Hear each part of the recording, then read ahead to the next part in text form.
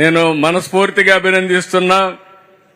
ఉద్యోగం వచ్చినా ప్రజల్ని మర్చిపోలా. మా ఊర్లో రోడ్డు సమస్య ఉంది సార్, అది పరిష్కారం చేయమని అడిగాడు. అది నిజమైన వ్యక్తిత్వం, మంచి మనసు. పక్కనే మా డిప్యూటీ సీఎం గారు ఉన్నారు. డిప్యూటీ సీఎం గారు మీ బాధ్యత ఆ రోడ్డు వేయించే బాధ్యత.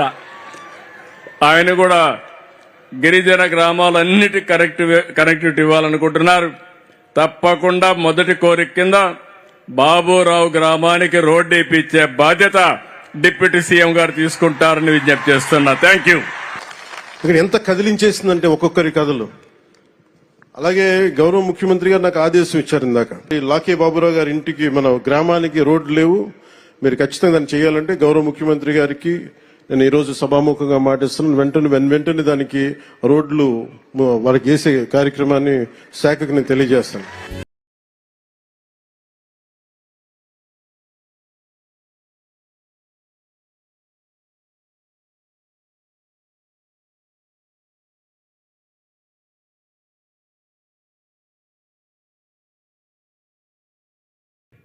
మిత్రుడు పవన్ కళ్యాణ్ గారికి ఒక చిన్న మాట చెప్పాం.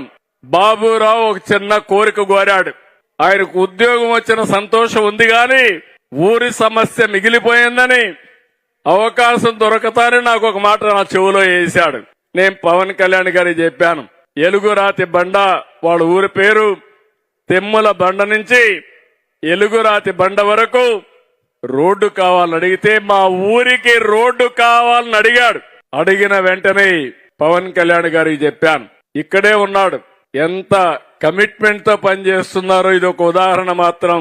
ఈ రోజే ఇంటికి పోతారే శాంక్షన్ కూడా చేసి పని కూడా ఇమ్మీడియట్ గా ప్రారంభిస్తారు. ఇది కూటమి ప్రభుత్వం యొక్క కమిట్మెంట్ అని అడుగుతున్నా.